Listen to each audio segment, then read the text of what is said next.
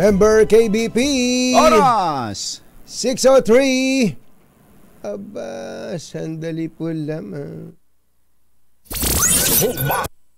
Humahataw, humahagupit, lumalatay na komentaryo sa Himpapawid.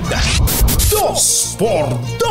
Walang takot sa paghimay sa masalimuot na isyu ng bayan. 2x2. Humahataw na mga balita at impormasyon. 2x2. Ating damhin, ating lasapin ang hagupit na 2x2.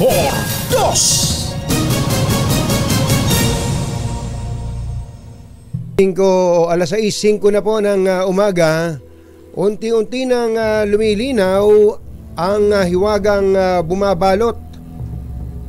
Lumilinaw tapos hiwaga na bumabalot sa tunay na pagkatao ni suspended Bamban Tarlac Mayor Alice Guo sa pagpapatuloy ng pagdinig ng Senado. Lumutang kahapon ang anggulong stolen identity nang matuklasan ni Senator Risa Hontiveros mula sa dokumentong galing sa NBI na may isa pang Alice Leal Guo na ang birthday ay July 12, 1986. Naka-birthday ng alkalde. Sa Tarlac din ipinanganak at pareho ang spelling ng pangalan. What? Sinabi ni Hontiveros na lalo siyang nagduda sa tunay na pagkatao ni Mayor Guo nang lumitaw na may kapangalan ito pareho ng impormasyon, ngunit magkaiba ang mukha. Sa tingin ng senador, tila tip of the iceberg pa lamang ang issue sa tunay na nangyayari sa likod ng Pogo, at kung tama ang kanilang intelligence information, mukhang nasa proseso na ang komite sa pagtuklas ng mas malaki pang sindikato sa likod nito. Isyu ng bayan. Dos. Pag maitim ang balak, magtago ka na. 2x2. Si Jerry at si Anthony narito na. 2x2. Hahataw ng todo, urado ka. 2x2. Ang katotohanan dala nila. 2x2. Walang sinasamba pali, maniwala ka. 2x2. Hataw ng gusto, tol, umasa ka. 2x2. 2x2. Hi. Maganda morning. Take a little walk. Magandang umaga, bayan! Bayan! Ito po si Anthony Taberna. Ito po si Jerry Baha. Muli pong sumasa inyo ang 2x2 As it should. sa umagang ito ng Friday! Yuhuu! Secrets lie. Kumusta po kayo? Antindi pala ng palitan ng peso at dollar ngayon, kumbatsero. Across the square. Ay, magkano na ba? Nasaan ba yung nabasa ko kanina? Nakakuha na nga yung pinakakatabi-tabi kong $5 dito. $5? Oh. Oy, wag mo na yun. Baka tumaas pa. Wag mo naman, wag kang ganyang speculation yan. Speculation ba yun? 58.86. Ay, sus. Oh, yan na yung pinakamababa ngayon. Ano? Nangangamoy 59 na, kumbatsero. Kaya, gaya nung binabanggit natin nung nakaraan, happy ang mga pamilya ng OFWs, happy ang mga exporters, ayan. Pero sad ang mga importers, at sad din generally ang mga may utang na ang ang currency na ginamit ay dolyar. At magiging sad pa tayo habang tumatagal yan. Lahat na tayo ay magiging sad kapag yan ay umepekto na sa produktong petrolyo, sa kuryente, yes. At iba pang mga pangunahing bilihin natin. Mismo. Kumusta po ang mga sumusubaybay sa teleserye ng Pogo? Diyan po sa Senado. Nakakapagod din kumbatsero. Pwede bang ihiwalay natin yung issue ng Pogo kay Guo? Pwede siguro, Kasi no? pwede- Kasi iba na yun, yung guho lang ang dami ng mahihimay doon doon. lang paghiwalayan na yung Pogo, meron talaga mga dapat na managot doon, at kung si Mayor Alice ay may pananagutan din doon, Sama din siya doon. Pero doon sa tunay na pagkatao ni Mayora, iba yun. Iba yun. Lalo pat ito ngayon, merong malawak to, bagong discovery to. So parang habang lumalaon ay lalong lumalalim ang pinagkakabaunan ni Mayora. Totoo. Kaya yung dahilan ng hindi niya pagsipot sa Senado, sabi ni Attorney Stephen David, yung kanyang abogado, na nagkakasakit na siya physically and Stress mentally. Oo. Mentally. Madadagdag pa ito ngayon. Madadagdagan pa. Ano sabi ni Senator Risa? Ano daw yun? Yung, Baka daw ito stolen identity. Stolen identity. Oo nga. Pero yung pangalang Guo, yung apelido, ano ba yun? Apelido ba yun? Apelido. Yung Guo, hindi siya hindi siya common. Yung Go common. Yung Go, G-O. G-O. C-O. Ayan, common yan. Pero yung Guo, hindi nga nung una nga mabanggit natin. Hirap nga tayong mag-pronounce. Oo, kung yan Go. Go. Di ba? At ewan ko lang kung sa China baka common yan. Kung common baka yan. Common sa pero China. Dito sa atin, maski sa Chinese communities dito sa atin, ngayon lang tayo nakarinig ng ganyang apelido. Tapos magkakaroon ng pareho. Tapos first name, pareho pa. Middle name. At middle name. Pati birthday. Pati birthday. Saka ang matindi doon, yung middle name kung Bachero, Lial. Lumabas na naman dila mo. Lial. Lumabas na naman dila mo kung Bachero. Kaya nga yun nga, alam niyo, may mga hit talaga sa NBI ha. Ako nga minsan nung kumukuha ko ng NBI clearance, may hit daw ako, hit.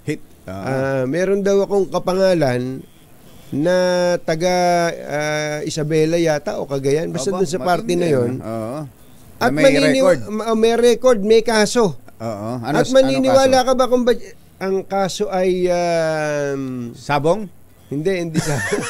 Medyo matagal na 'to kung Bachero, hindi pa uso yung mga isabong-sabong. Parang BP22 Para mga estapa. Estapa. Sa cheque. Matagal na akong Bachero, mga nag-uumpisa pa lang tayo nung 2003 sa 2x2. Kung Bachero, kaya naalala ko, sabi ko, anong bouncing check? Wala nga akong cheque. Doon bandang Cagayan Valley region. At maniniwala, ito matindi kung Bachero, kaya sabi ko baka nga ako 'yun Antonio Talens Taberna Jr. Parehong pareho. Yung birthday. Sa birthday nagkatalo. Doon nagkatalo. Sa birthday nagkatalo. Tsaka sa nanay siguro. Iba nanay nun. Dahil nga sa nung hindi naman nakalagay yung pangalan. Pero ito talents mismo. Ito talents mismo kung Bachero. Siguro. Hindi, magagalit na si Nanay Benny nung pati siya kinopya. Talaga. Kung binita ang pangalan ng nanay nun. Hindi po. Meron talagang ganun. Hindi katakataka. Pero yung ito kasing natuklasan ni Senator Risa Ontiveros na to, Alice Lial Guo, ang birthday pareho. July 12. Engineer Tony Nanggel. Engineer Tony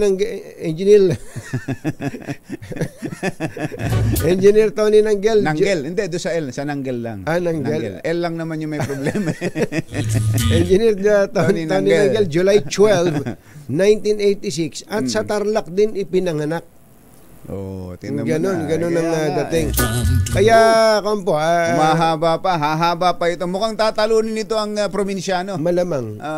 Yung probinsyano, 7 taon Ewan ko lang ito. At ang matindi nito, pati si Pinuno nadamay. Oo nga Nagsalita tuloy si Pinuno dun kahapon. At sinasabi niya, ako magre-resign ako pag napatunayan yung sangkot siya doon. Sangkot ako dito, ako may-ari ng lupa na to. Yun ang binabanggit no? Siya raw ang may-ari ng lupa na inupahan. Pero yan ay dininay na. Dininay na Senator ni Lapid. Pinuno. Pumunta nga si Pinuno doon. Hindi ko nga alam kung saan pinark yung kabayo. May parking na pala ng kabayo ngayon doon sa Senado. Sabi siguro kung may parking ang bisikleta ni Senator JV, meron din para sa kabayo. Dapat. Meron din. Walang lamang nga. Jerry Barra at Anthony Taberna sa Dos por Dos sa Ito pa lang si Foreign Affairs Secretary Enrique Manalo ay nagsabi na nag-i-initiate sila ng talks with China. Parang so usap tayo. Mainam Usap yan. tayo. Oo. Yung mga ambaan na ganyan, sampahan ang sasampa yung Coast Guard mo sa vapor ng Pilipinas o kay sasakyang pandagat na hindi ganun eh. Hindi masosolve ang problema doon sa military efforts. Lalong lalaki. Lalo na kapag meron nang nasaktan tulad yan at ang matindi pag may namatay pa. Kaya hindi talaga dapat kumbagay magsawa. Ayun. Hindi dapat magsawa sa pag-uusap dito eh. Kasi gano'n naman talaga eh. Alangan namang bumigay agad yung China. Di ba? Meron ding paninindigan. Sila si Gulayat eh. Siya si Gulayat. May alangan naman sabihin, nung may nagsisisigaw na, may mga kapitbahay na nagsasabing, uy, may binubugbog dito. Alangan namang umayaw kagad yun. May pride din yan eh. Siyempre. Di ba? May pride yan eh. Dito nga, all you need is pride eh. Kaya nga. May pride yan eh. Kaya talagang dapat yan, mag-usap ng matagal. Hindi yung isang usap nung hindi nagkasunod, ayaw mo na. Hindi talagang kailangan dito ay mahaba ang pasensya. So maganda po ito. Ito po mismong initiative ni Secretary sa ating Enrique mga sa mga diplomasyang paraan. Totoo. Gagawin ng ating mga diplomat. Sa paningin ng mundo, kontrabida na ang China dito, kumbachero eh.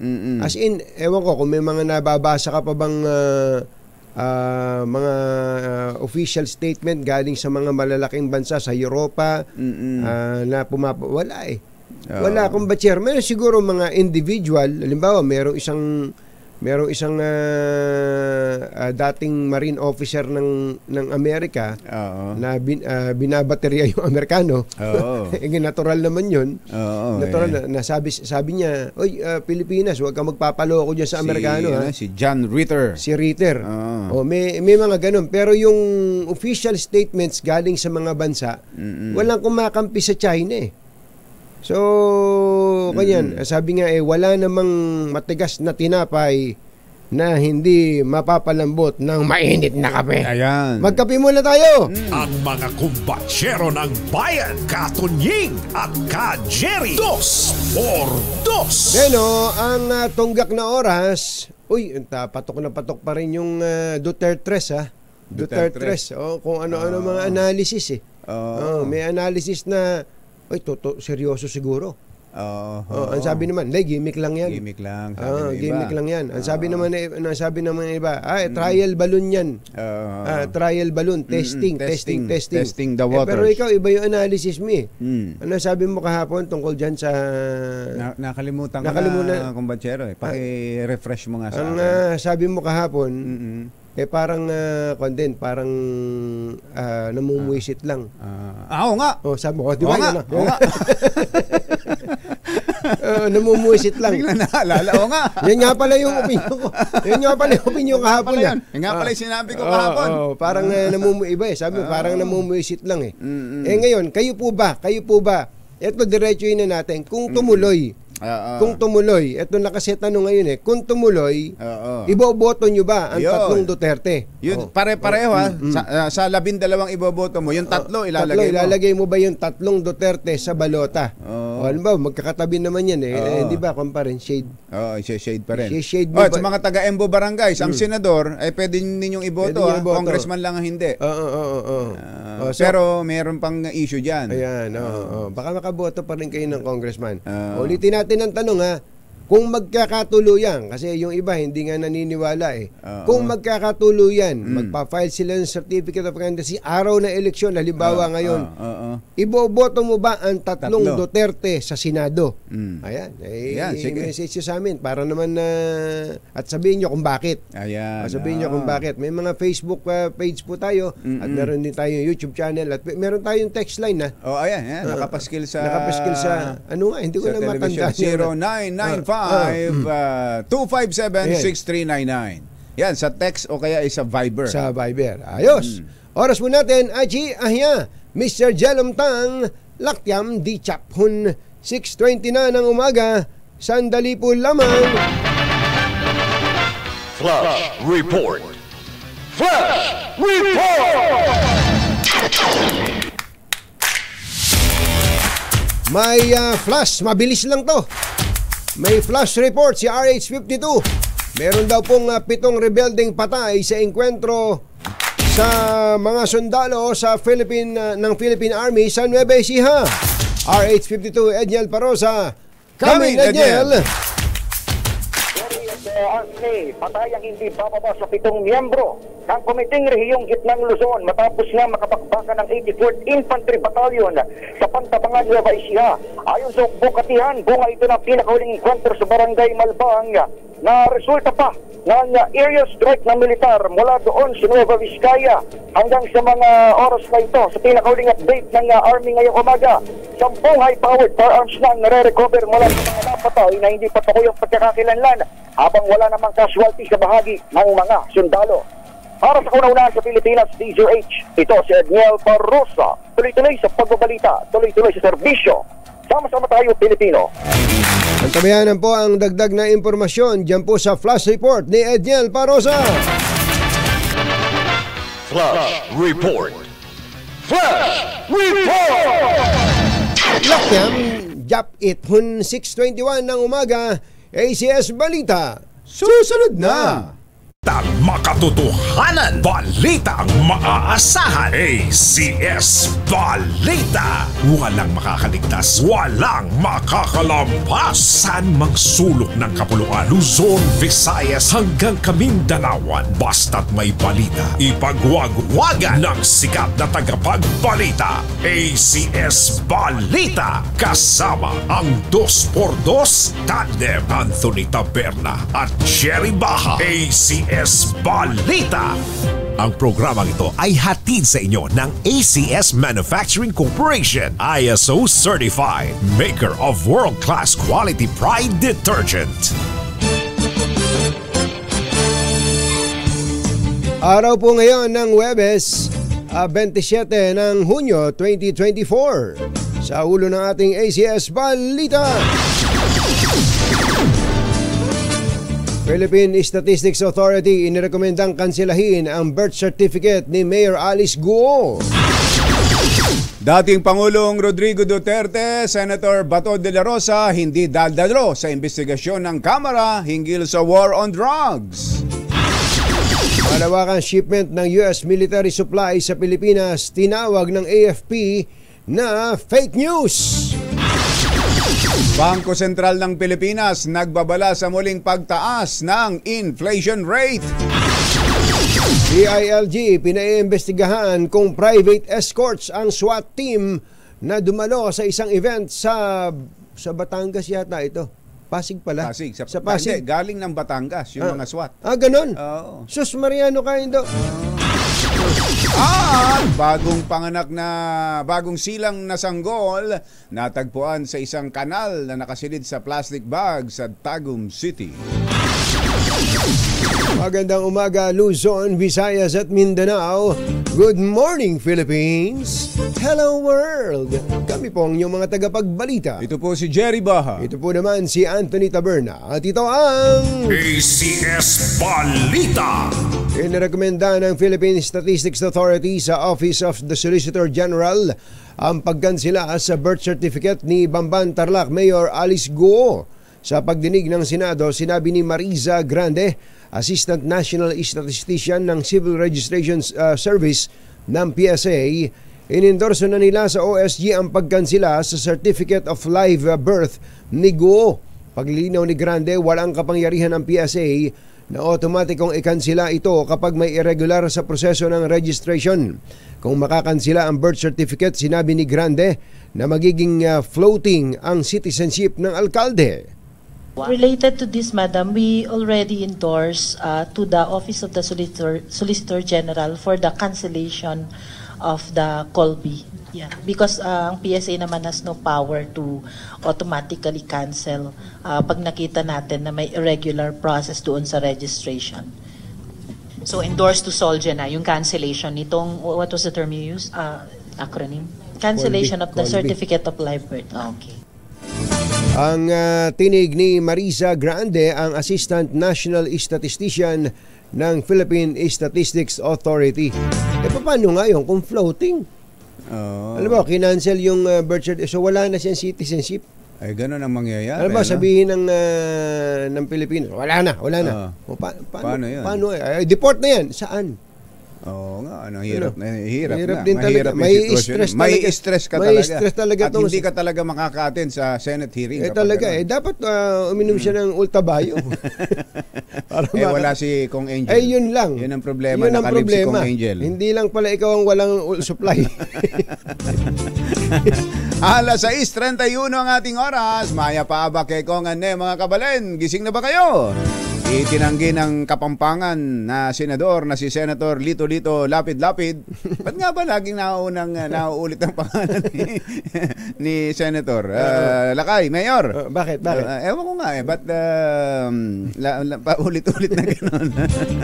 Itinanggi ni Senator Lito Lapid na sangkot siya sa operasyon ng ni-raid na Pogo Hub sa Porac, Pampanga. Ayon sa senador, handa siyang magbitiw bilang miyembro ng Senado kapag napatunayang may kinalaman siya sa operasyon ng Lucky South 99 sa Porac.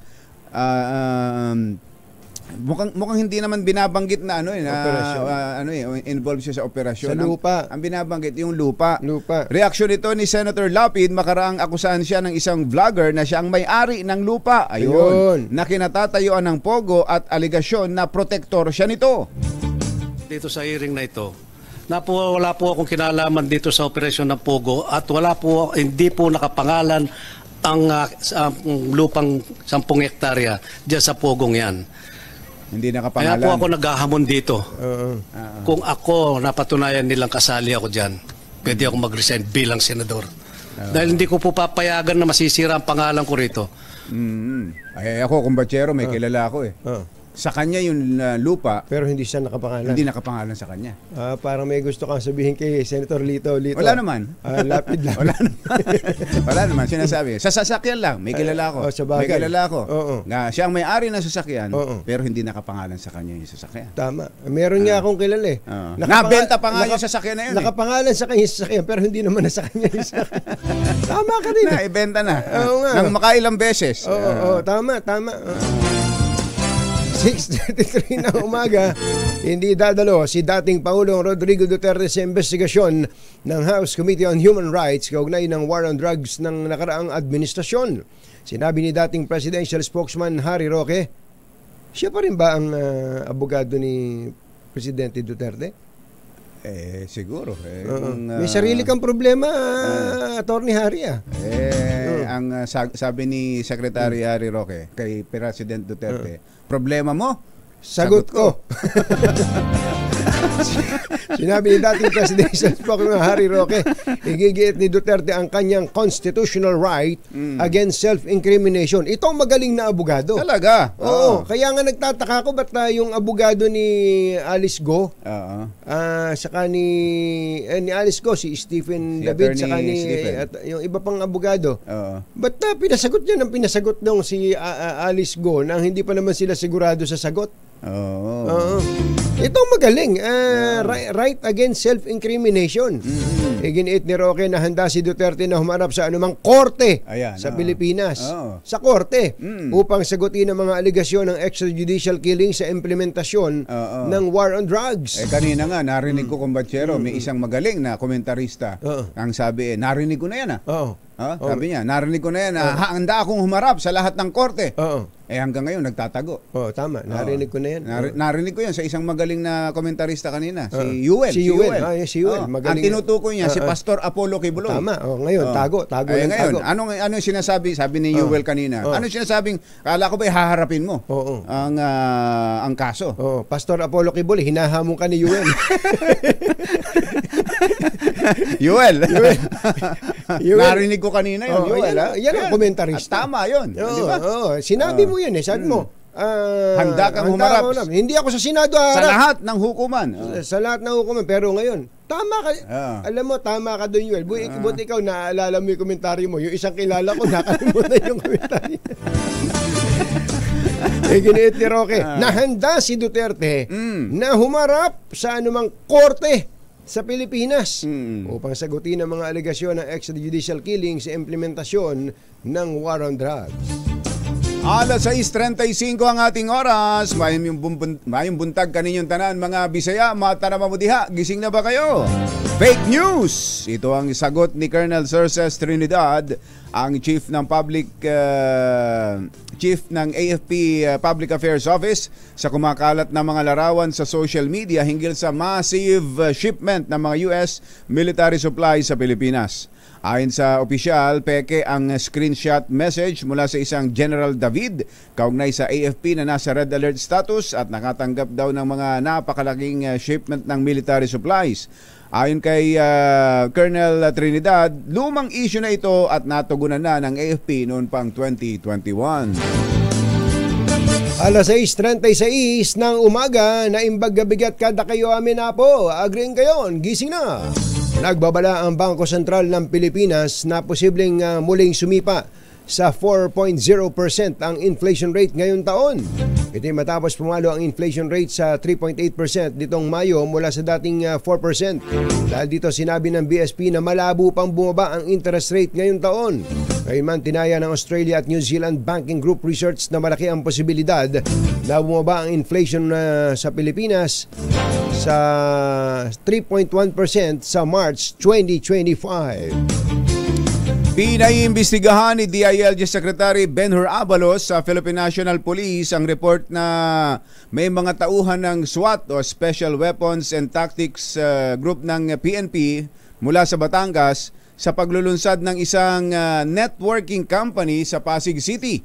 Sa isang pahayag, sinabi ni Secretary Abalos na kaagad niyang inatasan si PNP Chief Romel Francisco Marbil na imbestigahan ang nasabing report at isumite ang resulta nito sa lalong madaling panahon.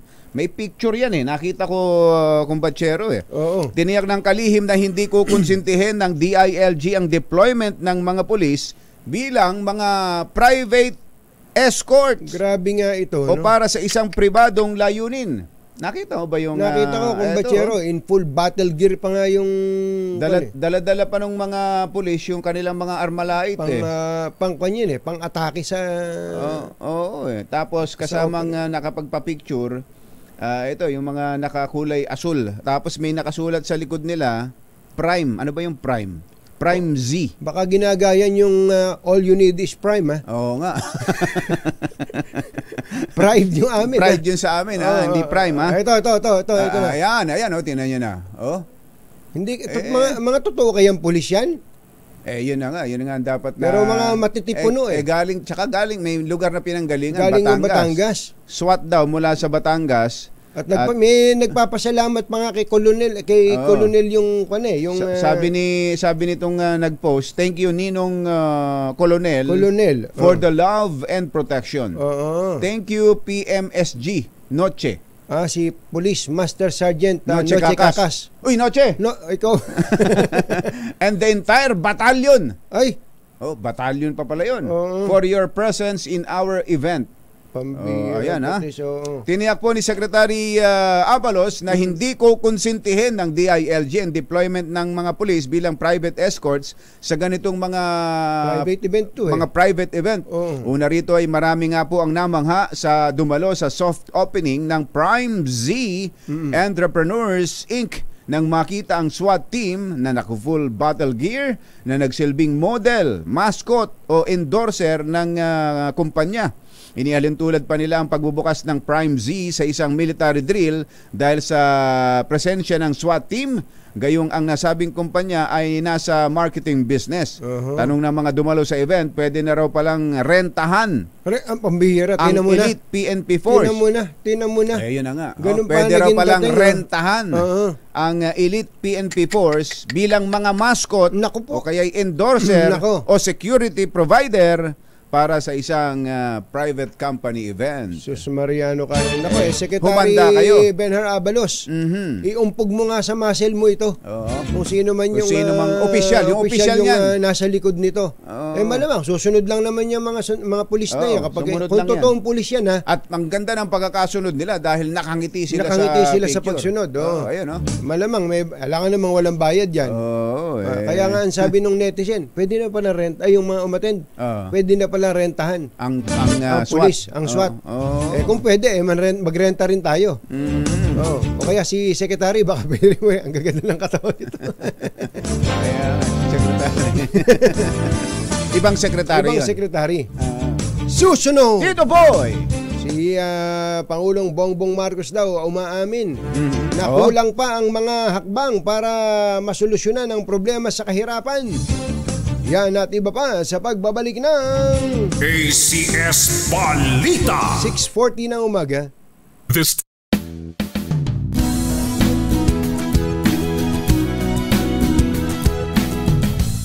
Ang Sinzo. Balita, ACS Balita. Ang programang ito ay hatid sa iyo ng ACS Manufacturing Corporation, ISO certified, maker ng world-class quality Pride detergent. Hi! Maganda morning! Ano ba araw today, kumbachero? Today is Laundry Day, Pride Day. Yuhu! At pag Laundry Day, Friday, all you need is Pride washing machine detergent. May triple stain away formula kaya tanggal ang makapit, madikit, malupit na dumit man siya kaya easy ang labada. Kaya pala mula noon hanggang ngayon, all you need is Pride. All you need is Pride. ACS. Kasama ang 2x2 Tandem Anthony Taberna at Jerry Baja. ACS Balita. Ay dun po sa mga taga Barangay Perfecto San Juan, Barangay Perfecto San Juan, perfect timing dahil pumunta dyan ngayon ang ating malakas team mamimigay ng pera. Ayun! Kaya ano pa hinihintay nyo? Lakasan nyo lang po yung boses ng radyo ninyo. Kaya ng television para marinig kayo ni Sherwin. Lakasan na ninyo inyong mga radyo para marinig din ng mga kapitbahay na hindi pa nakakapakinig sa DZRH at sabihin nyo number 1 ang DZRH. Pala, maraming salamat at Opo. congratulations sa DZRH. Number 1. Latest survey ng Kantar Media. At dahil nga sa 85th anniversary ng DZRH, Ayan. kasabay niya yung piyesta dito sa harap natin. Oo nga, nagsisimula na. Nagpa-practice na. Engineer Tony Nanggel, 12 minutes bago ang alas 7 na umaga. Umamin si Pangulong Bongbong Marcos na kulang pa ang mga hakbang upang masolusyonan ang problema ng kahirapan sa bansa. Inihayag po ito ng Pangulong Marcos sa ginanap na Walang Gutom Award sa Malacanang na layong parangalan ng mga lokal na pamahalaan na nakagawa ng mga initiative para maibsan ang problema sa kagutuman. Ayon sa Pangulo, marami ang pangkailangan gawin para mawakasan ang problema ng kahirapan at malayo pa ang Pilipinas para malagpasan ang kagutuman. Para pa ulit-ulit na sinabi ko. Mukhang gutom na rin yung sumulat. Idinalakrara na ang dengue outbreak sa isang barangay sa bayan ng Villa Verde, Nueva Vizcaya dahil sa tumataas na kaso ng naturang sakit. Tinukoy ni Mayor Ronely Valtoribio ang outbreak ng dengue sa barangay Kabuluan. Kasunod nito ng pagpalo sa 61 kaso ng dengue sa lugar mula noong 3 linggo ng Mayo hanggang kahapon.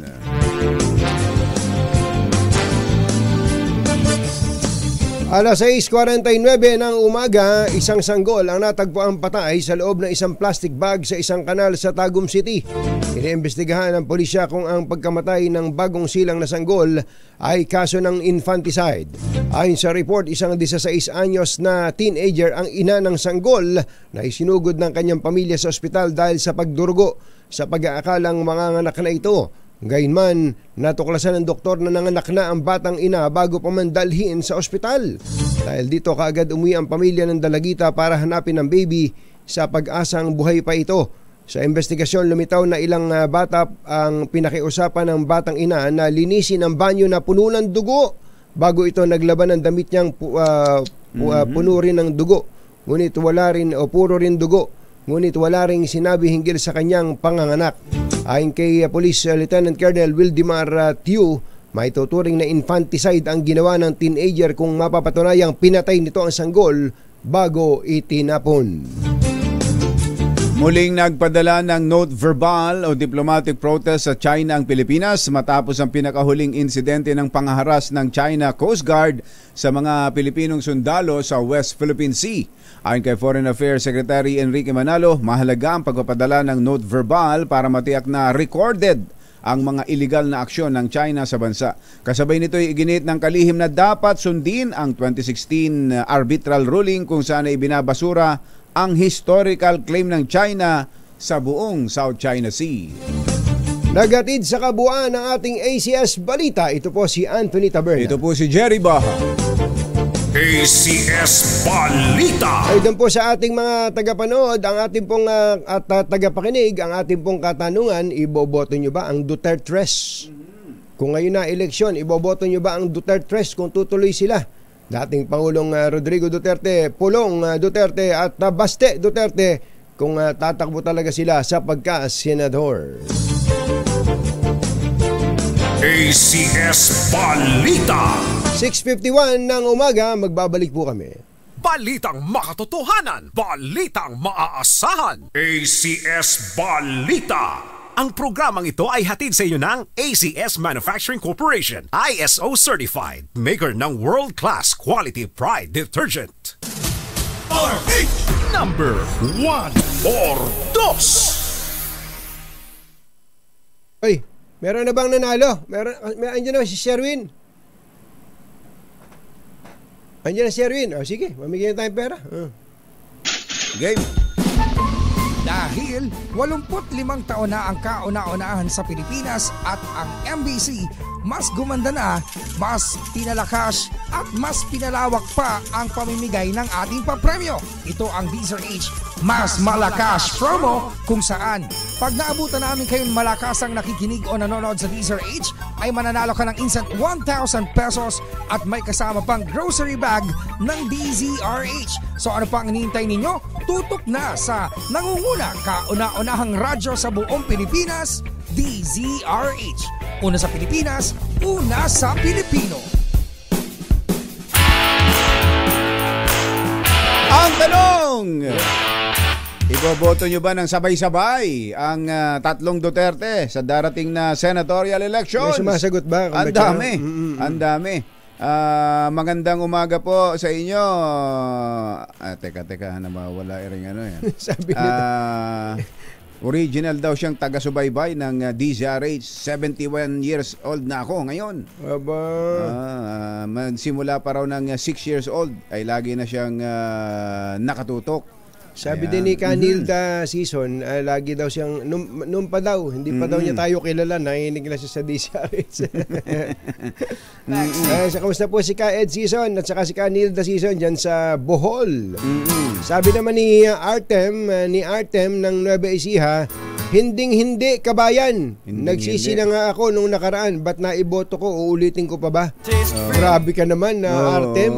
Grabe ka naman. Sabi naman ni Maanos Lawas, hindi ko iboboto ang mga Duterte. Madami mas magagaling na dati ng senador tulad ni na Soto, pang Davao lang ang Duterte. Pamigay na tayo ng birthday pala ngayon ni dating First Gentleman Mike Arroyo. Ganun ba? Happy birthday FG. At happy birthday din kay Congresswoman Rida Robes ng Ay, San Jose del Monte, Congresswoman. Bulacan. Nandito na si Sherwin. May perfect listener ba dyan sa Barangay Perfect San Juan? Sherwin, go, go, go! Tonying ka, Jerry, meron nga tayong perfect na nahuling nakikinig. Ayan ha, lumang transistor radio pa yung gamit niya. Dito yan sa Barangay Perfecto sa San Juan City at huling-huli natin itong sinanay na prenteng-prente. Oo nga, no? Prenteng-prente. Sa pagkakaupo dyan. At nakangiti, ano? Oo, at kala mo, walang iniindang problema sa buhay. Oo nga, talaga. Kung siya daw ang papipiliin, hindi 3 Duterte ang kanyang iboboto. Oh. Hindi 3, kundi 2 lang. Dalawang Duterte lang. Sino daw? Sino daw yon? Ang iboboto mong Duterte, sino? Sara at si Baste. Si Sara at si Baste. Pareho. At ang kanila posisyon, hinaan niya nanay yung inyong Romero Peque tayo. Yan, oo. And then, pahinaan mo muna, 3 lang yung kakandidatong senador. Si dating Presidente Digong, si Pulong, tsaka si Baste. Pero ang kanyang desisyon, bakit iboboto mo si Sara? Hindi, Sherwin. Ed. Sherwin, hindi kasama si VP Sara. Hindi naman siya kasama tatakbong senador eh. Ito si Nani kasi sinasama niya eh. Ayun, no? Yun ang kilala ko lang eh. Doon yun lang kilala ko. Yun lang gusto mong iboto. At saka si Roste, yun lang. Senator. So dinimot. Oo, si Sara, ginawang senador. Yun lang ang alam ko. Gusto niya, ayaw niyang ibang posisyon.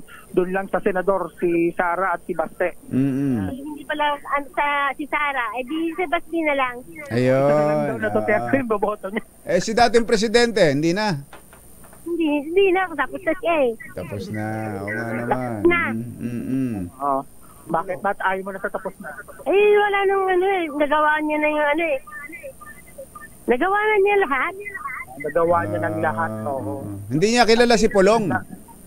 Sinong Pulong? Hindi ko kilala yun eh. Yun yung kilala ko lang si Sara at yung kapatid niya. Kapatid din naman nila si Pulong. Ay, ganun.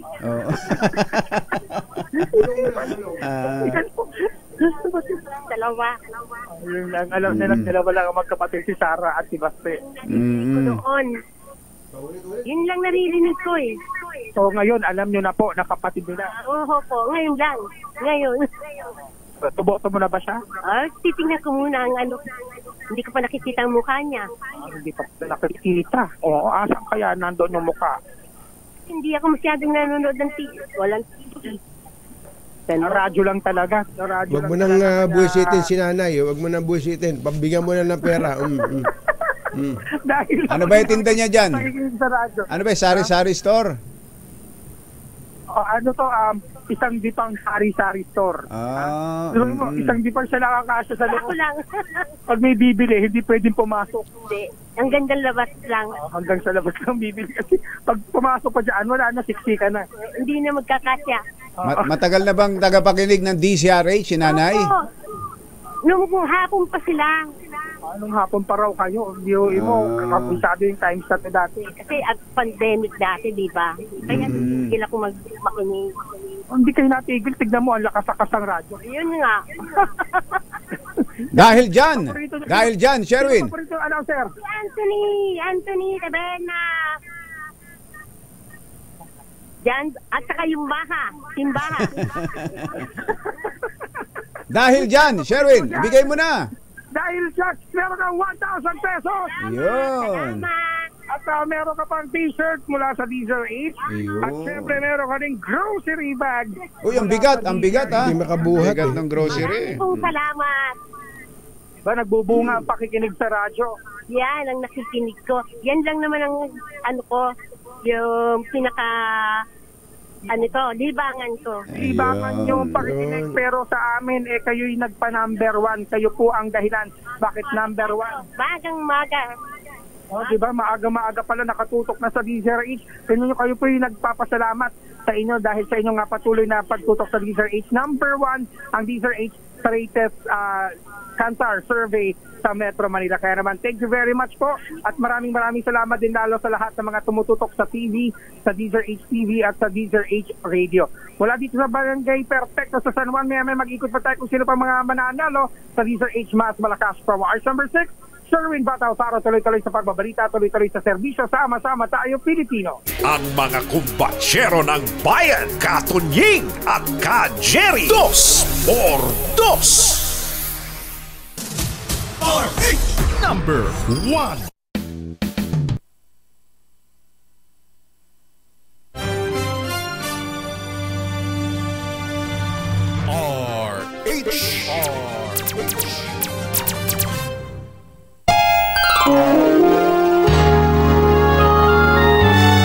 Kauna-unahan sa Pilipinas. NBC Manila Broadcasting Company. DZRH, member kapisanan ng mga broadcaster ng Pilipinas. Member KBP. Oras! Kapopoy, 7 minuto na makalipas ang 7 ng umaga. Balitang bagong-bago. Balitang dapat alam mo. Balitang magdadagdag ng talino. Dahil bagong impormasyon, makibalita. Unang-una sa DZRH. Pangunahing balita. Kasama ang 2x2 tandem nina Anthony Taberna at Jerry Bach. Pangulong Marcos pangarap na wala nang magugutom na Pilipino bago matapos ang kanyang termino. Issue ng stolen identity kay Mayor Alice Guo lumutang. May kapangalan sa record ng NBI, magka-birthday pa.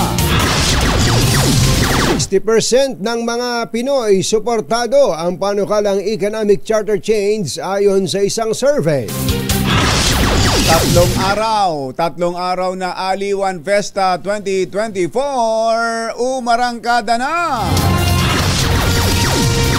Mahigit 8 milyong pisong halaga ng liquid cocaine nasabat sa Port of Clark. Mangisda sa Ilocos Sur, muling nakabingwit ng 18 pakete ng shabu. At magsasaka sa Negros, tinamaan ng kidlat, patay.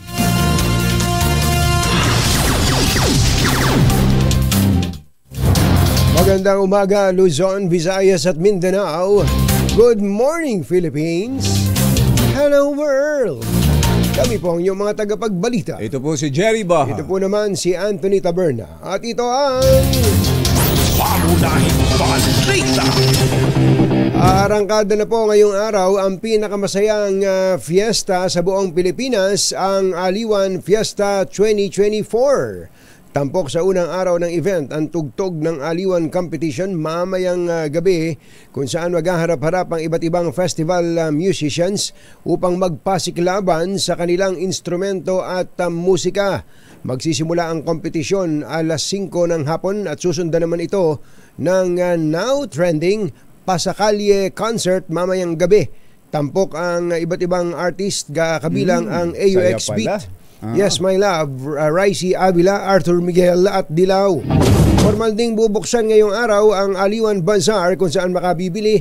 Ito yung paborito natin. Makakabili ka ng mga ipinagmamalaking produkto ng bawat rehiyon. Yun, ang pinakamasarap pati yan. ang kanilang mga delicacies. Ayan, sarap palang tumambay dito sa paligid mamaya hanggang gabi. May concert. Yes, 8 a.m. to 10 p.m. yung bazaar, yung pa-concert, hanggang gabi na yan. Ano pa hinihintay nyo? 5 p.m. Onwards. Wala tayong programa bukas. Wala muna tayo. Magpupuyat tayo. Magpuyat tayo. Het, ikaw muna magprograma. Ayos. Ay, nako, ang saya mo yan. Tara na, dito sa paligid po ng DZRH, sa CCP Complex, Aliwan Fiesta 2024. Alas 7:11 ang ating oras.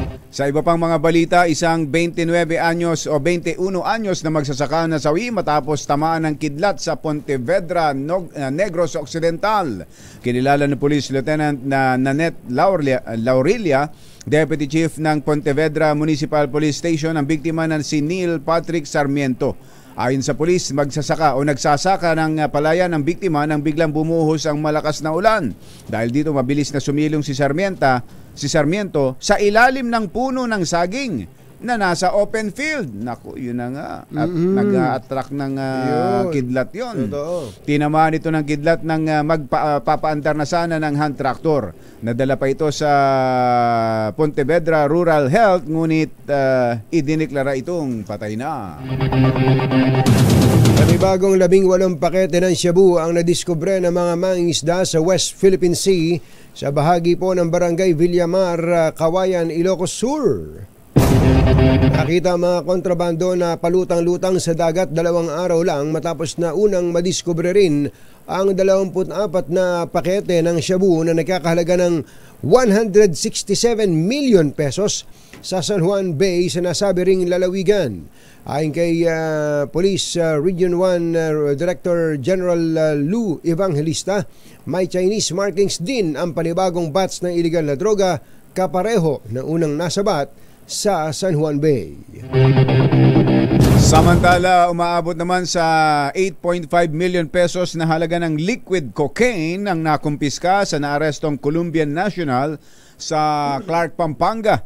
Ayon sa PIDEA Region 3, natiklo ang 32 anyos na si Santiago Francisco Sopo alias Antonio Cordero sa isang controlled delivery operation sa San Antonio Village, Makati City nitong Miyerkules ng gabi. Sa investigasyon ng PIDEA, lumilitaw na ang liquid cocaine ay galing sa Colombia at dumating sa Port of Clark noong June 21 at itinago sa isang kargamento.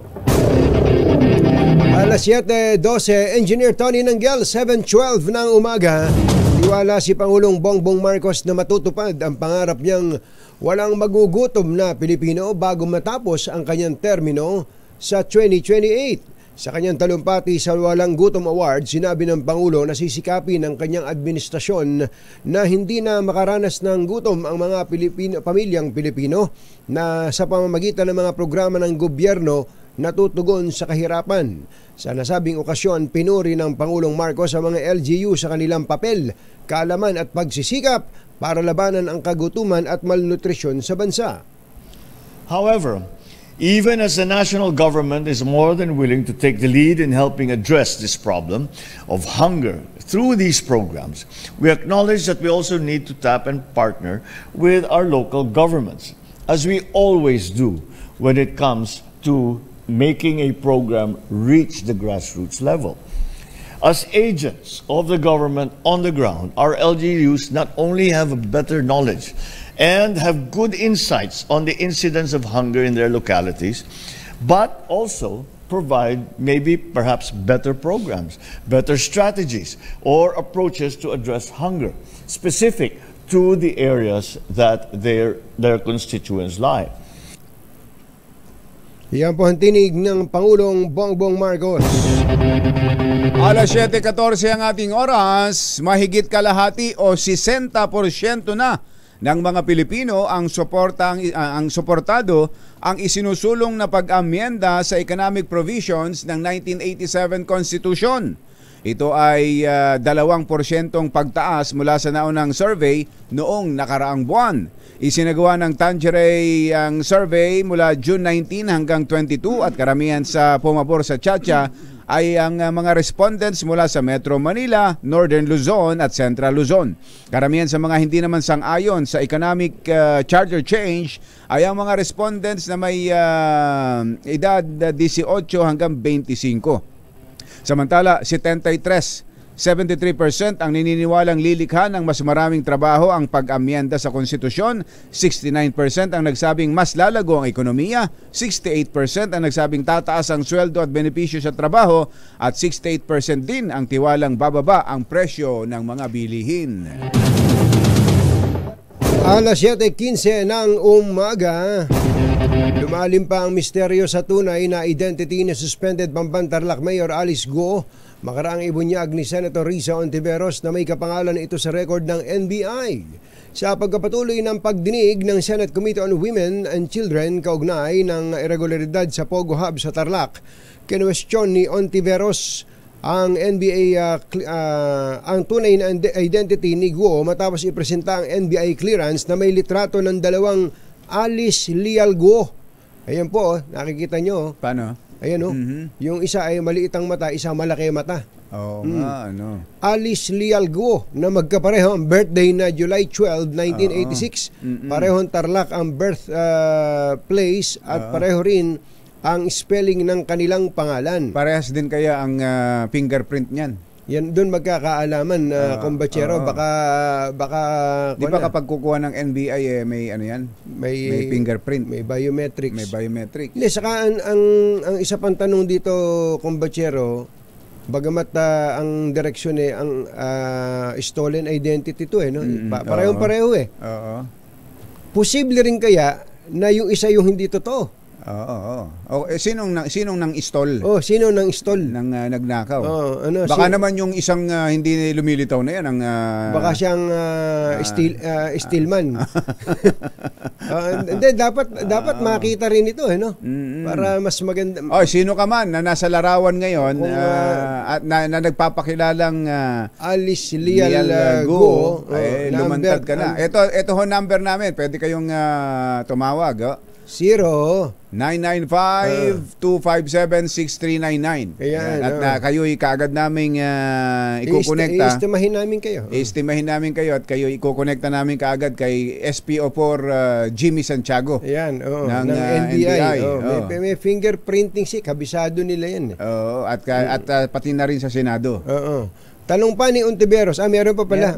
Bakit kailangan pang nakawin ni Go? Ayun yun ang kaya siguro sabi ni Go, tapos na boxing dito, bakit pa ako haharap? Ito, bakit kailangan pang nakawin ni Go ang pangalan at pagkatao ni Alice Lialgo kung meron na siyang validity issued validly issued investor's visa? Ayan ang itsura hindi mukhang Chinese parang Latina parang Latina na minsan pag biglang tingin parang Middle Eastern ang itsura nung hindi baka naman dahil black and white lang kumbachero. Yan nga kaya lumalalim talaga lumahaba ang teleserye. Sa ibang balita, sinimulan na ng PNP ang paghahanda para matiyak ang seguridad at maayos na pagdaraos ng eleksyon sa susunod na taon. Ayon kay PNP Chief General Romel Marbil, kabilang sa mga hakbang na ilalatag ng pulisya ang paglalagay ng checkpoint, paglulunsad ng mga police operations, pagtugi sa mga private armed groups at sindikato ng illegal drugs. Bukod pa rito ang pagpapalakas sa kampanya laban sa loose firearms, pagtutok sa mga hotspots na illegal activities at pagkikipag-ugnayan ng PNP sa local government units at iba pang law enforcement agencies. Ito ho, General, hinihintay ho namin kung anong latest update doon sa mga SWAT. Ayun. Na nagmistulang mga mascot at security escort diyan sa paglulunsad ng isang networking company sa Pasig. Baka pwedeng tawagan na natin ng PNP. Mother. PNP. Wala pa ba sagot ang PNP diyan? Si Secretary Abalos na nagsalita dyan kasi sa kanya pinadala yung picture na muntik ang buntalin lalo ngayon dumating na yun si Black Rider. Rumesbak na si Black Rider para nakita nyo ba kung paano mamaril at manuntok doon si Secretary Abalos? Magkakaalaman na. Tapos may pelikula pang Ben-Hur, di ba? Tama. Susunod, ito boy. Sino itong dating actress na asawa ng dating mayor na naanakan pala ng isang aktor habang buhay pa si mayor? Matindi Gismax yan. Ang detalye ng balitang yan at iba pa sa pagbabalik ng 7:20 ng umaga. Ang orahing balita sa showbiz. Magandang dilag. Ay.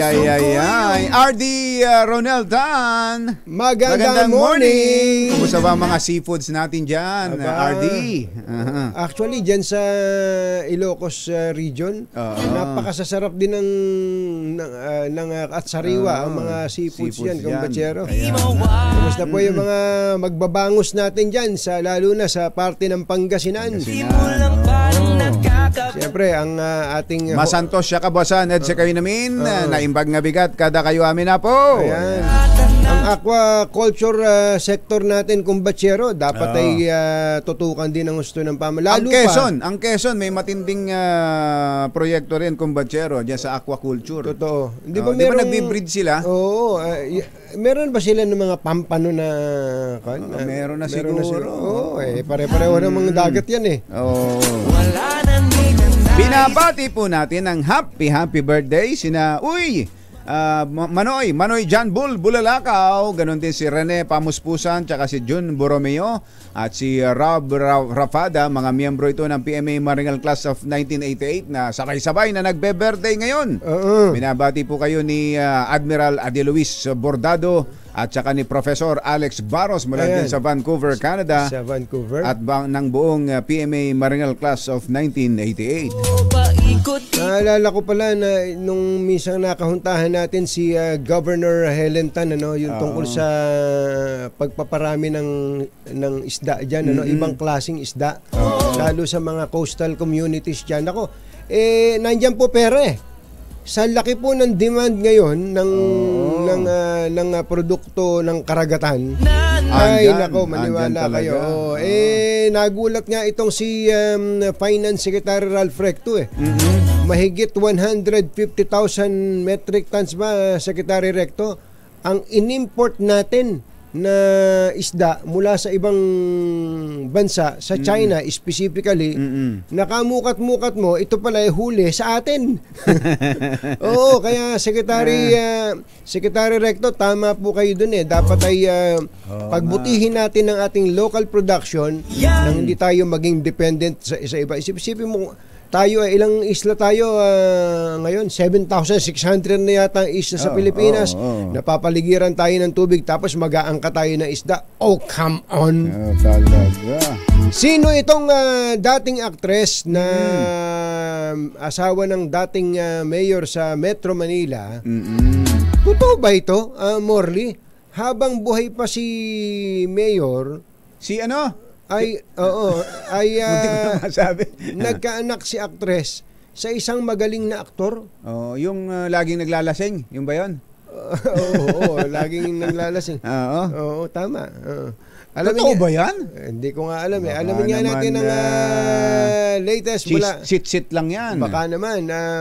Latest showbiz balita mula sa ating showbiz legend, Morley Alinio. Magandang morning! Yes! Magandang morning, Luzon, Visayas at Mindanao. Hindi chismis, hindi intriga, kumpirmado talaga. Ang isyong ito ay matagal nang iba blind item. Partikular na nung ako ay nandun pa sa showbiz Now with Christopher Min, na pinangangalandakan nga ni Christopher Min na itong si Nadia Montenegro at Baron Geisler ay nagkaroon ng anak. Hulaan ko pa naman. Hulaan ko pa naman. Sinabi mo na. Kasi super mega nakakabaliw dahil nung mga panahon may relasyon pa o nagsasama pa sa isang bahay itong si former Caloocan Mayor Macario Boy Asisio at Nadia Montenegro ay gumagawa pala ng milagro itong si Nadia. Gano'n. Ang katwiran ni Nadia, may sakit na ba si Mayor Boy nun? Buhay pa. May sakit na nun? May sakit na siya nun. Ang katwiran ni Nadia ay inihingi na raw niya ito ng kapatawaran kay Mayor Asisio ng mga panahong buhay pa to at sinabi niya na siya ay may anak nga. Umamin pala. Mga anong taon yun? 18 years ago. Dahil itong anak ni Baron kay Nadia ay nagdibo na ito. So 20 years ago. Mga ganun siguro, mga 20 years ago. Malakas pa si Mayor Boy niyan. Kalakasan pa, mga 2004, ganun. At tagal din niyang itinago ang naturang anak niya. Dahil pa naman takot diyan kay Mayor Boy. Siguro sabi nga ng usap-usapan nga, siguro kung buhay pa si Mayor Boy, yan, ex-former Mayor Boy Asisio, ay hindi ito maamin ni Nadia dahil talagang mababangasan siya. Ayun na nga, kalat na ngayon at hindi na. Pero alam ni Mayor Boy siyempre na. Nalaman na dahil itong lately lang bago pumanaw. Nung bago pumanaw. So sinabi niya na yung bunso natin hindi mo anak, ganoon ba? Nung mo bago pumanaw. Ganun? Oo. Mira, parang pelikula yun Parang pelikula parang talaga. Pelikula, no? Oo, parang pelikula talaga. Kaya nga, sabi nga ng mga tao walang kapag may usok, may apo. Hindi, teka muna. Mga ilang taon na si Nadia nun? Hindi ko alam. Pero yung anak niya sa ngayon, 18 years old. Kung 18 years old, ilang taon na ba si Nadia ngayon? May senior citizen na May ba si 50 Nadia? na ba si Nadia? Ay, sobra. Sobra. Sobra. Teka, nagkukwenta kasi ko Nagkukwenta kasi mga 30 anyos. Mga 30 anyos lang siya noon. Sabi ni Nadia, I don't think I owe anyone an explanation kung ano man ang ginawa ko sa buhay ko. Napatawad ako ng Panginoon. Maayos at namayapa. Si Boy na ako okay kami. Maayos ang mga anak ko. Sa pagkakaintindi ko, wala akong pinagsinungalingan sa pamilya ko. Yun ang malinaw na sinabi niya. Pero ang apelido, Asistio. Hindi lang natin alam. Malamang Asistio. Kaya pala ang ganda ng bata. Napakaganda. Bakit ang magaganda na may anak ni Mayor Boy? Ang ganda nito. Mistisa talaga. Artistahin din talaga. Yung mga anak ni Nadia kay Mayor Boy, mga artista din, hindi ba? Oo. Ay naku, may chichismis ako bukas. Ba't bukas pa? Dito na tayo. Dami tayong oras. Dami nating oras. Kasi, may isa pa rin artista. Ano? Ang nakatsugihan. Nino? Ni Baron. Pero bukas na nagkaanak din? Nagkaanak din? Ano?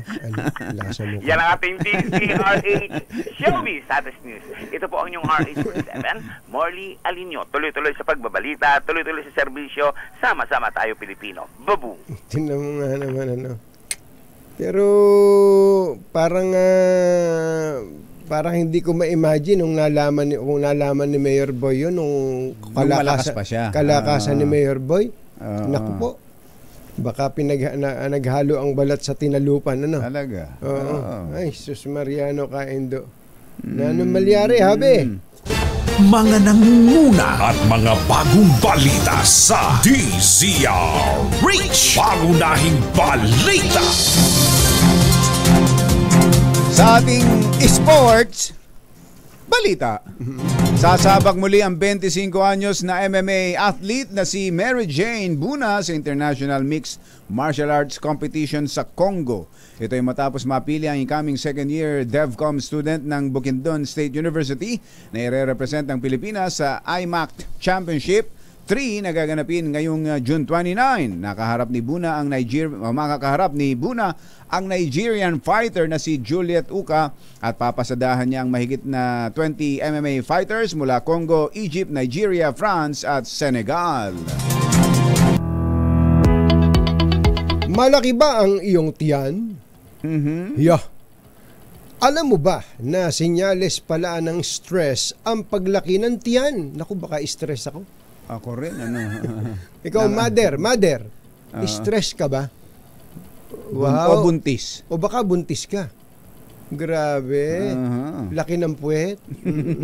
Ayon sa health and wellness speaker na si Dr. Lin Ho, ang matinding stress ay maaaring makaapekto sa gastrointestinal system. Maaaring baguhin ng stress ang iyong eating pattern at kumain ng mas marami. Ayun na nga. O kaya naman ay maaari nitong baguhin ang uri ng mga pagkain na iyong kinakain. Bunsod nito na apektuhan ang galaw ng pagkain sa iyong bituka na nagiging dahilan naman ng pagiging bloated o paninigas ng tiyan. Yung pala yun. Pero totoo ba kang batsero na nakakalaki ng tiyan yung pag-inom ng maraming tubig? Hindi naman. Kailangan nga natin ng maraming tubig.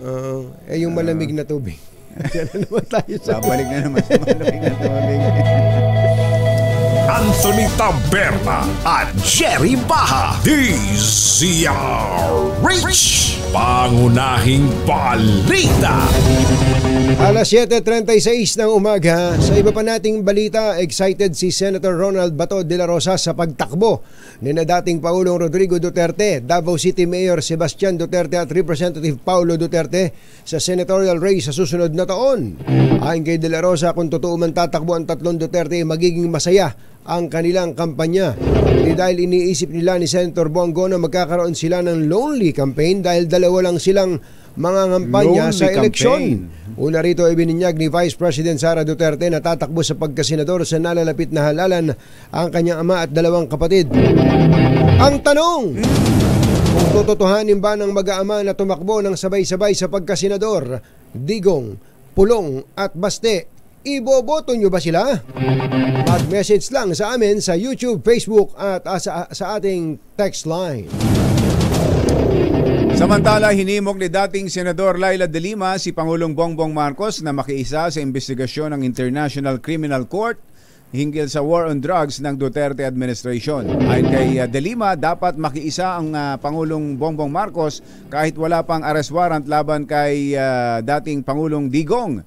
Dagdag pa ng dating senadora, pagkakataon na ito ni BBM upang ipakita sa international community na itinataguyod at pinoprotektahan niya ang karapatang pantao sa bansa.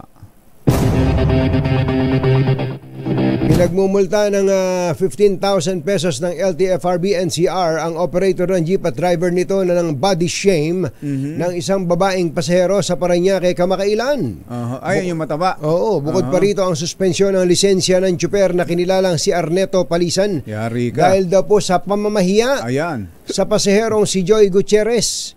Ayon sa LTFRB, malinaw sa kanilang pagdinig na may pagkakamali o paglabag ang driver at operator dahilan ng naturang penalty. Matatanda ang hindi pinasakay at pinagsabihan ng masasakit na salita ng jeepney driver at ng asawa nitong si Gutierrez mag-asawa pa pala dahil sila. sa bigat ng timbang nito na maaaring magresulta ng pagka-flat ng kanyang gulong. Antindi naman itong... Bakit gaano ba kahina yung gulong mo para ma-flat ng isang pasaherong mataba? Grabe naman itong... Palagay ko sa simula yan, ano lang, biruan. Kantsawan. Mag-asawa? Yung driver kasama niya asawa niya? Hindi, mag-asawa yung... mag-asawa yung driver sa yung jeepney driver. Konduktor niya yung misis niya. Tapos kinantsawan nila yung mag-asawa, yung pasahero. Nako. Hindi pwede dito yan. Mapaplat kami. Dalawa bayad mo. May mga ganun. Nagbayad nga daw ng dalawa eh. Yung nag-opera magbayad ng dalawa. Huwag niyong gagawin yan. Huwag niyong gagawin yan. Yun po'y pang-aapi sa kapwa po yan. Yung ilalo ngayon. Para namang napakagwapo mo. Feeling naman. Para mang-api ka ng kapwa mong ganyan. Ayan, yun tuloy. Anong sabi ng LTFRB? Ikaw ay suspended ang lisensya mo sa pagmamaneho at may multa pa. 15,000. At dahil suspended, wala siyang trabaho. Arestado ang isang retired Philippine Army personnel matapos tutukan naman ng baril ang traffic enforcer na nanikit sa kanya sa Carmona, Cavite. Ayon sa report ng pulisya, sinita ng mga enforcer ang suspect na si alias Ulysses para sa reckless driving. Bakala ko Philippine Army, but alias. Alias lang ito. Dapat tinukoy ang pangalan na yan. Ang binibigyan lang ng alias yung mga maton, mga siga. Pero pagkababa ng motor ay pinagsisigawan at bumunot ng baril ang militar dahilan para ireklamo ito kalaunan sa pulisya. Nasa custody na ng Carmona Police ang suspect at naharap sa kasong paglabag sa Comprehensive Firearms and Ammunitions Regulations Act.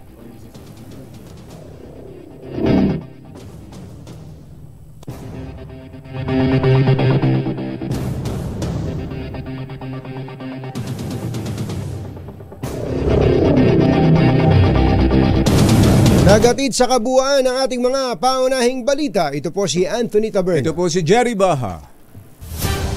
Mga nangunguna at mga bagong balita sa DZRH. Paunahing balita.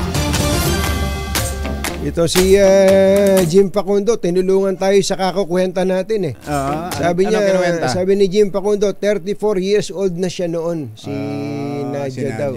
So yung sabihin, kung 18 lang ba ngayon yung bunso, so parang 52 na pala si Nadia ngayon. So, hinihintay natin yung follow-up ng ating RH reporter dyan sa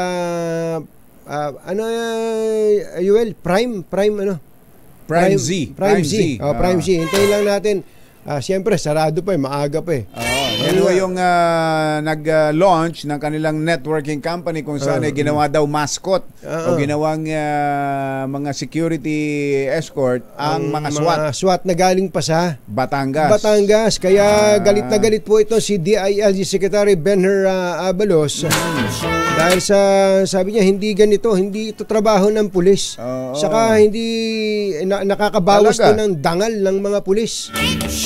Pumayag. Kung totoong pulis yung mga yun kung totoong pulis at kung talagang taga-Batangas, pumayag malamang meron yan. Hindi kayo nawalan, sigurado nagkaroon kayo. Oy, baka kailangan ng palitan yung bubong ng inyong mga bahay Buti na lang may bubong na maaasahan. Gawa sa state-of-the-art technology. May aluminum na. May pintura pa. Now available na rin sa pre-painted tiles pan. Para sa eleganteng bubong na matibay na, makulay pa, mag-Cherylum pre-painted ka na! Jerry Baja at Anthony Taberna sa 2x2 sa DZRH. This time check is brought to you by Katunying at Ka-Jerry 2x2.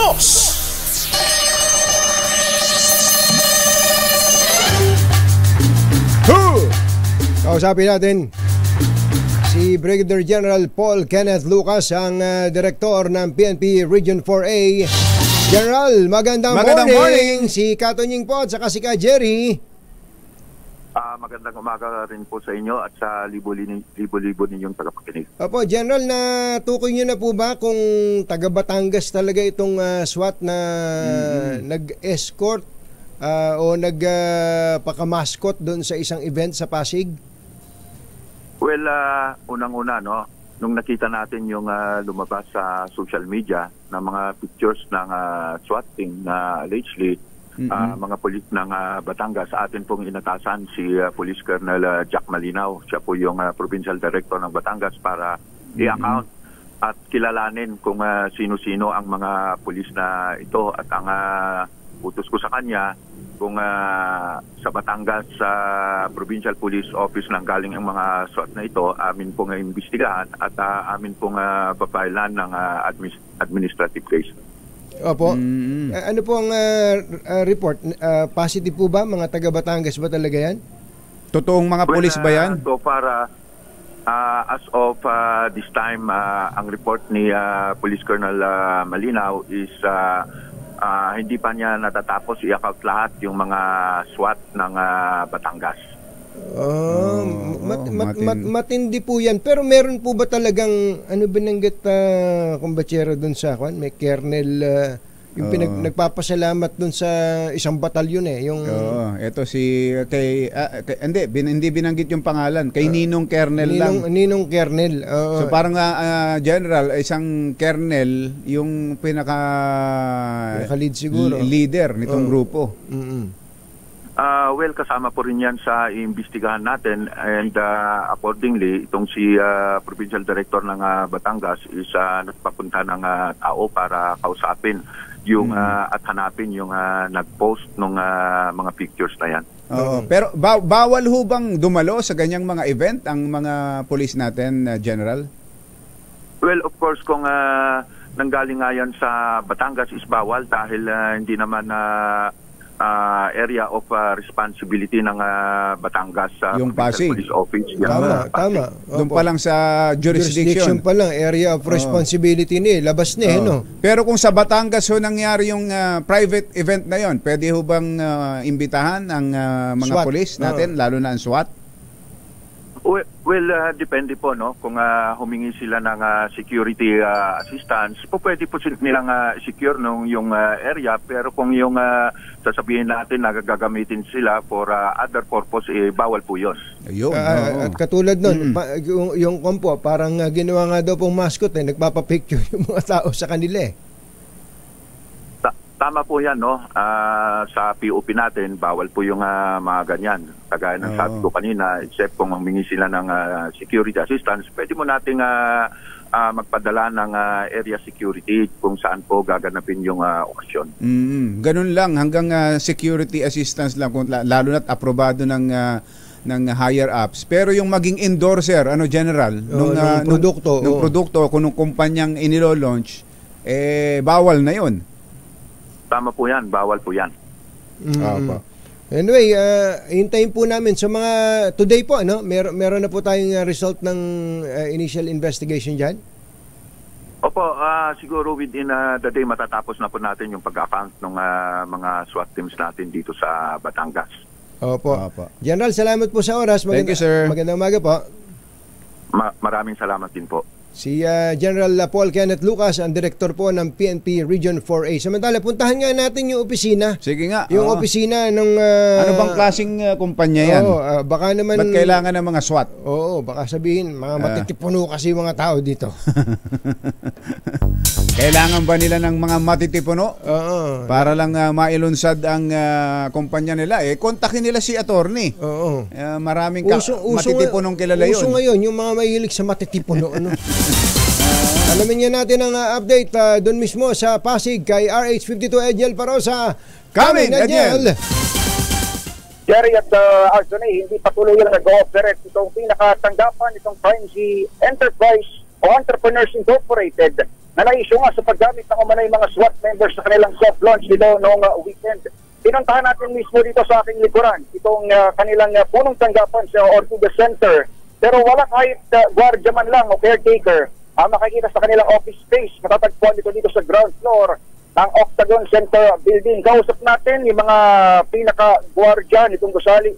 After daw, Jerry Anthony, nagkakaroon ng mga tao representative dito pero wala pang nag-opisina yung kanilang salaysay, yung kanilang obserbasyon ay hindi pa talaga nag-office dito yung mga tao. Pero sa ating pakikipagpanayam sa ilang mga gwardiya at mga empleyado rito na maaga, ganitong oras, ay kinumpirma nila yung presensya ng animoy mga naka-uniform ng SWAT na nasap dito. Nakita nila. Launch noong weekend. Pinakita natin sa kanila yung mga larawan, Jerep Anthony, na kumakalat na nga sa social media. At ang sabi yan, liganyan na dito.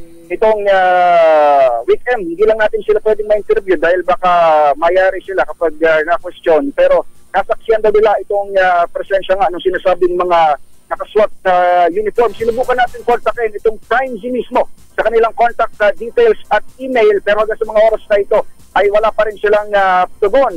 Yung Philippine National Police ay wala pa rin official statement, pero may utos na si Interior Secretary Benar Abalos na investigahan yung deployment ng SWAT at ng iba pang police dito sa isang private event. Sa pagkakataong ito ay isang soft launch ng isang bagong negosyo. Ito ay networking company at di pa natin sigurado kung ano yung pinaka-operasyon. Yes, so itong 5G Entrepreneurs Incorporated. Sila ang sitwasyon dito sa bahagi nito ng Ortigas Center sa Pasig City. Para sa una-unahan sa Pilipinas, DZRH. Ito si Edniel Parrosa. Tuloy-tuloy sa pagbabalita, tuloy-tuloy sa serbisyo. Sama-sama tayo, Pilipino. Masamang tao lang ang takot sa dalawang to. Kaya kung maitim ang balak, magtago ka na. Anthony Taberna, Jerry Baha, 2x2. Binabati lang natin ang Makatao Class 89 ng PMA. Makatao. Oo, mga 89. Oo. Ngayong wala na kayo sa panahon, wala nang mga active. Saka nyo ako i-adapt. I-adapt ka raw ba ng 89? Hindi, nagkabiroan lang. Nakita-kita kasi sa isang kasal, yung kasal ni na Vice at Yuela. Ito mga class 89, adapt ka na nito. Kung kailan retired na kayong lahat sa kanya ko i-adapt. Pero okay lang, i-adapt nyo ako na i-adapt. Basta susustentuhan nyo ako. Hindi ba pagka-anak sinusustentuhan? Ganun yun. Malinaw yun. At naku, wala man lang kakibu-kibo. Ito palang yung binabati natin kanina. Ito, may nagpadala ng picture. Ang Region 1 DPWH office pala ay most outstanding regional office. Most outstanding regional office ang Region 1 ng DPWH. At alam nyo kung sino ang regional director dyan? Sino? yung binati natin kanina na nakikinig. Si RD Ronel Tan. Congratulations. Congratulations, Kaya RD. pala, wala pa tayong bagnet dyan. Lahat na lang ng produkto. Congratulations. Wala ka man lang kakibo-kibo. Tahimik ka, RD. Mambihirang pati. So, magandang morning. Oras po natin, 5 minutes bago ang alas 8 na umaga. Anthony Taberna sa 2x2 sa DZRH. Binabati lang natin ang happy birthday, kumbachero. Si Ate Ann Marie Rodas Perez na taga dyan sa atin. Taga Bay Area, California. Binabati po kayo ni Kuya Anton Peña. Ate Ann Marie Rodas Perez. Salamat tayo dyan. Yun. Kuya Anton. Sabi ni Kuyang Lito Berhel de Dios, hindi ba Barangay San Perfecto yung sa San Juan? Naging santo pala yun si Perfecto. Perfect eh. Perfect eh. Kaya pala naman. Ito pong hindi na matapos-tapos na teleserye sa pagdinig po ng Senado sa issue po ng Pogo na nanganak. Mukhang dapat na magkaroon na ng ng pelikula, magkaroon na ng gag show, para iba-iba. Ang ibig ko sabihin, kumbachero, iba-iba ng topic para may variation. May focus ba? Halimbawa, yung binanggit mo kanina, nag-iiba-iba eh. Kung Pogo. Oo. Pag-iba-hiwalay na natin. Kung citizenship. Kung spy. Para po, kasi pagka, katulad lang kahapon, ini-interview po natin si General Gilbert Cruz. Meron po sila dapat i-raid. Mukhang hindi na muna nila itutuloy dahil ipapatawag sila ng Senado. Yan na nga eh. Alam niyo po yung haba ng oras na gugugulin sa isang hearing na yung iba naman dyan nangakatanghod na lang, hindi man lang nabibigyan ng chance na magsalita. Palagay ko, wag nyo pinagsasabay-sabay para makapagtrabaho naman yung iba. Yun lang ang ating appeal sa mga senador natin.